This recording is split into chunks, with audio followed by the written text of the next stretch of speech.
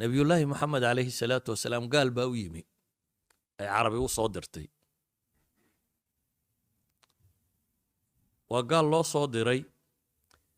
inuu nebi moxamed calayhi salaatu wasalaam diinta ka saaro. aduu ka fiirso, cutba bnu rabiica abalwaliid waxaa loo soo diray inuu nebi maxamed diinta ka saaro. dabeetna nebiga intuu yimi proposals buu la yimi. niyow haddaad waxaan doonayso waxaasaanu ku siinaynaa, haddaad kan doonayso kaasaanu kaa dhigaynaa, haddaad kan doonayso, laakiin dee ilaahiyadadan iyo waxaad warkan aad ka sheegaysaa dhaaf. marka wuxuu wadaa in compromise diinta laga galo, laga heshiiyo, oo isaga iyo nimankii quraysheed negotiation ay wada galaan, oo nebigana la siiyo wixii uu baahan karo. haddaad boqor doonayso boqor baa laga dhigayaa, haddaad xoolo ku doonayso waxa kan annagaa ninka ugu xoolo badan kaa dhigayna, haddaad gabdho doonayso inanta ugu fiican baa lagu guurinaya. yacni wixii maadiya aad rabto ee nolosha ku saabsan, you will get it. laakiin waxaan u baahannahay uun dee inaynu masaa'ilkan ka wada hadallo, aad ilaahiyada iyo baabkan cayda ka dayso. nebigu waxa iyadoo loo akrinaya u dhegaysanayay, kuma odhanin war bal waxaa gaalkii wuxuu ku hadlaya day gaalnimadaasaad ila timi, kuma odhanin ee wuu dhegaystay. markuu dhegaystay uu ninkani warkiisii gaalnimada ha dhammaystay, nebigu uma jawaabin markiiba. wuxuu ku yidhi afaraqta yaa abalwaliid, warkii ma dhammaysatay weli mise waxbaa kugu hadhay buu leeyahy. yani isagu weli rabaa inuu jaan siiyo. afaraqta yaa abalwaliid, warkii ma kaa soo wareegay buu leeyahy, hadalkii ma ka baxday, ma dhammaysato? markaasuu yidhi haa. markaasuu nebigu aayad qur'aana ku akhriyey. suurad suwarka makiga qaybteeda hore ka mid ah ayuu nebigu calayhi salaatu wasalaam ku akhriyey. suuraddii markii uu dhegaystay ayuu nin carbeed afkana garanaya buu hayay, wuu isbedelay. dabeetana nimankii carbeed markuu noqday waxay dhaheen wallaahi rabiica bnu cutbata bnu rabiica sidii uu inagaga tegey si aan ahayn buu la soo noqday bay dhaheen. ninkii aynu diray warka aynu ku diray maaha. maxaan qisadan uga dan leeyay? qisada imaam alalbani wuu taxsiiniyaa fii siiratihi. waxaan leenahay waxa weeyaan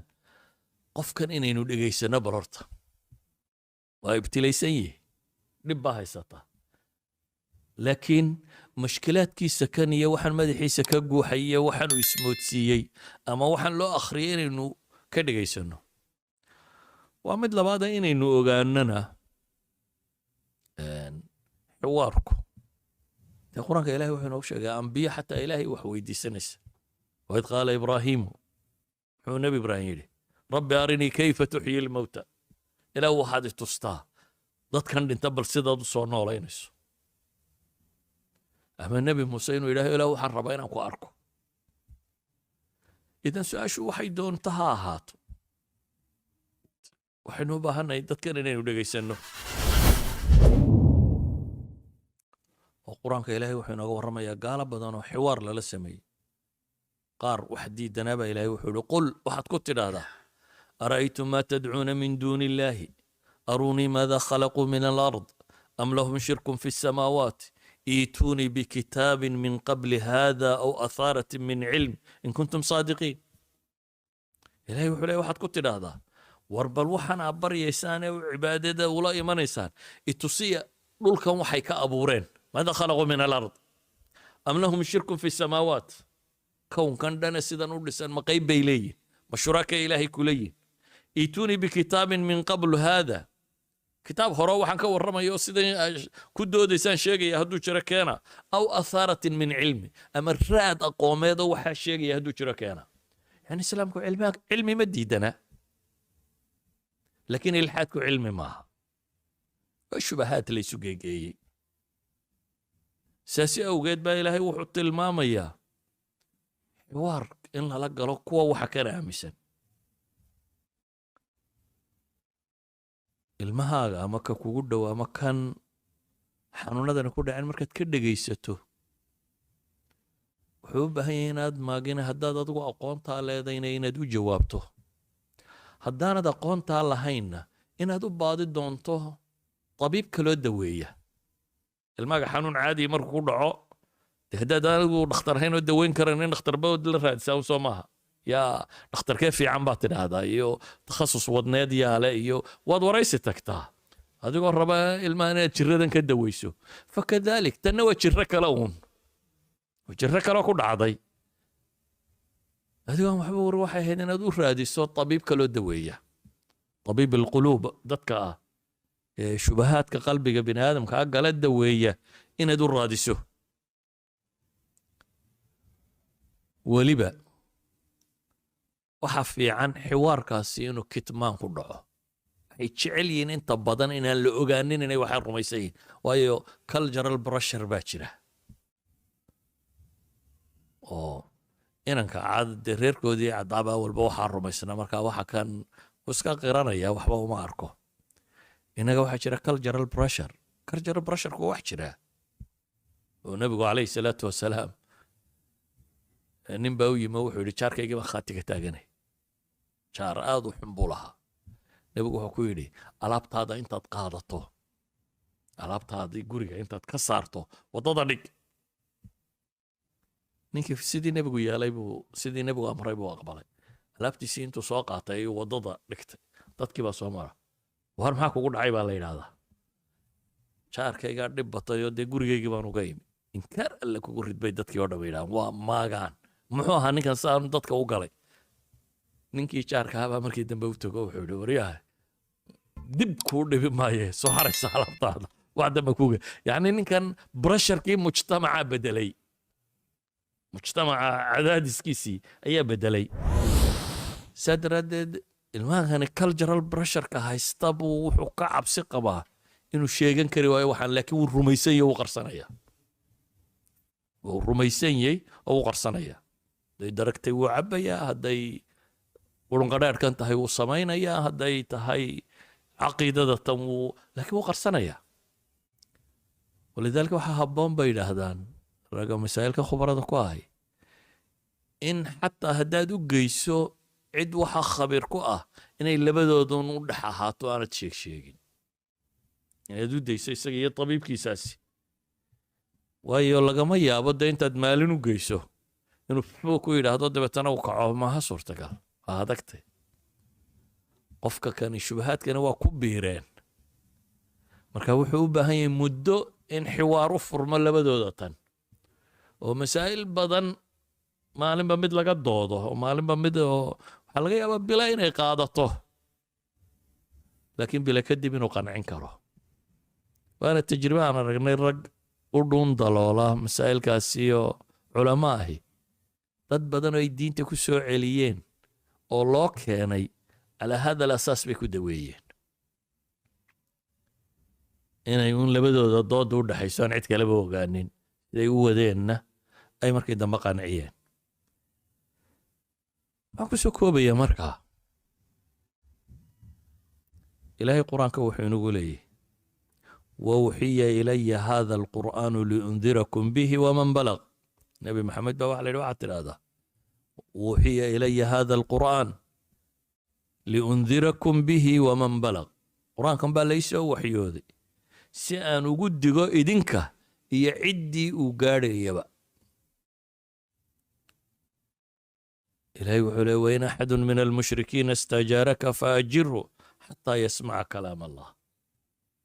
قال ذي الاستلامت قال هذا كم دي هدو مغنقلية يدين ويديستو مغنقلية إلهي أنتو كم مقلية إلهي وركي سبا رب إليه سبحانه وتعالى ثم أبلغوا مأمنة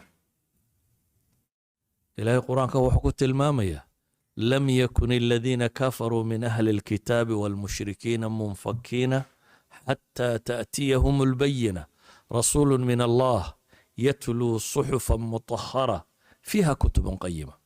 ما أهين ما النقدين منك قالت يكو أهل كتاب كبايني قالوا عودا يدين حمد ودا كبحان ما يسور تقشان إلا يوت من محي بينة دعت ومحي رسول من الله يتلو صحفا مطهرة رسول حق لك يمي وكدوا الآخرين إياه صحف مطهرة فيها كتب قيمة با إلهي سبحانه وتعالى waxaan rabaa inaan soo koobo waxaan ku soo koobaya wuxuu yahay shubahaadkan ma rabo inaan masaajidka kaga dhex hadlo shubha hebla waxaasay daliishadaan iyo waxaasaa lagu ridayaa iyo kan dadka wixii u baahan dee kutubtay ku qorantay iyo meelahay ku taalla iyo qur-aanka say u isticmaal lahayn baynu tilmaamaynaa laakiin waxaan rabnaa inaynu sheegna waxa weeyaan war meesha tan shubahaadkaasi waa tiro badan yihiin iyagoo weliba systematic ah oo schoolinka ka bilaabma ilaa iyo jaamacadda uu qofkaasi bii'ada waxaasiya uu ku dhex jirayo maas idinku dee masaajidka iyo maqaaxidii lagu murmayay iyo intan baa idinku tagtaan gaal kiina ugu badanee laba ula shaqeeya buu arkaa laakiin dadkan yaryari waa isku melmeen meelahan ay wax ku dhiganayeen iyo meesha inay la joogaan dhibtaasaa haysataa shubahaadkaasna waxaynu leenahay waxay dhibeen dadkii aan loo dhigin caqiidadii diimeed oo marka hore aynu moodaynay dadku sidaa ay inoogu midab eegyihiin un inay ugu caqiide ekaan doonaan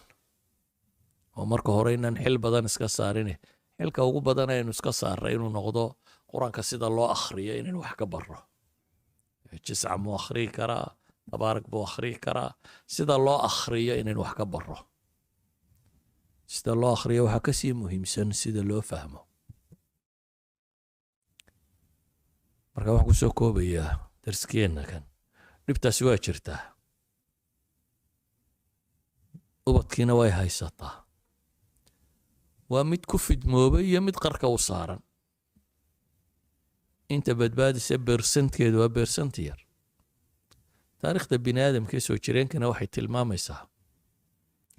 dadka aan iyagu wadanin manahij wax bedasho dadka kale aan bedelaynin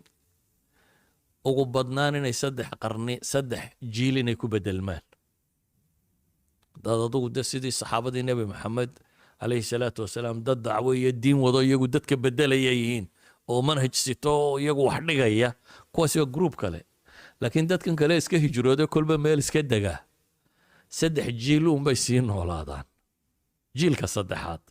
dadku ka mid yihiin adugu kaa dashay isagoo yaro khafiifa oo afkiina midhadh ka garanaya waxoogaa cilmi dhegdhegood yarna diinta ka maqmaqlay kaasi ku sii dhala qiyaas muxuu noqonayaa meeshaasii jooga kaasi ka 3aad u dhala xaguu noqonayaa practicalina waa la hayaa eeg muslimiintii dagaalkii koowaad ee dunida tagtay latin america waxaa ka tegey muslimiin aad u tiro badan oo weliba shaam ka tegay dhulkan la yidhaahdo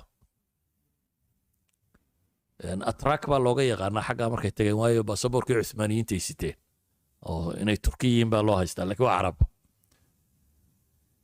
marka laga eego xagga dhaqaalaha iyo waxaa iyo madaxnimada iyo waa madax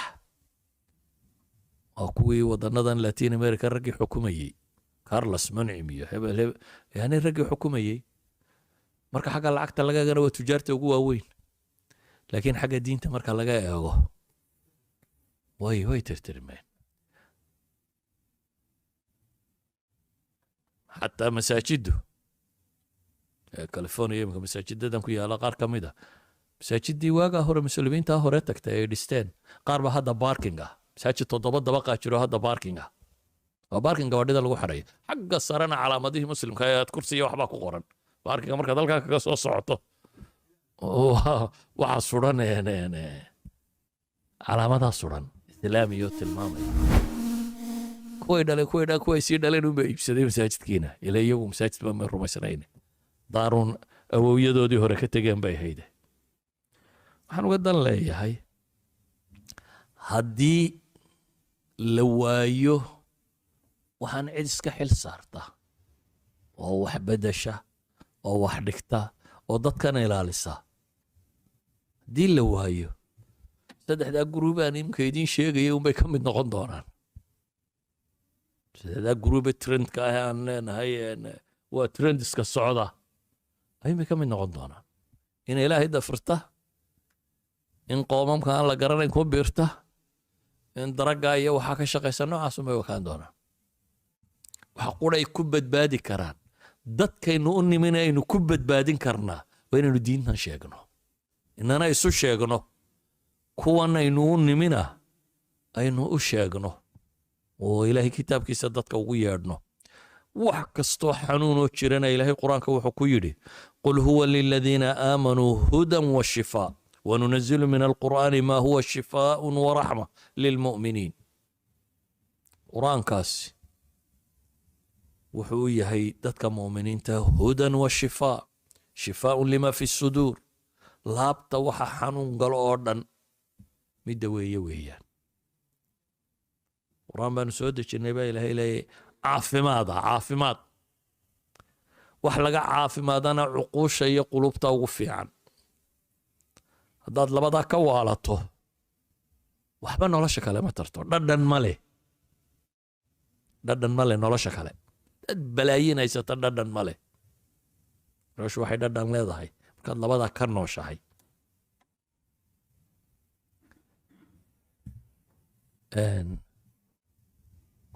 khitaaman lidars dhibtaasaa jirta dawadiina ilaahay kitaabkiisay ku jirtaa labadaa wax baynu u baahanno taxsiin inaynu samayno marka hore badbaadinno intaanay waxaas ku dhicin iyo marka labaad oo cilaaj fiican inaynu samayno sala allahu calaa muxamedin wala alihi wasaxbihi wasalam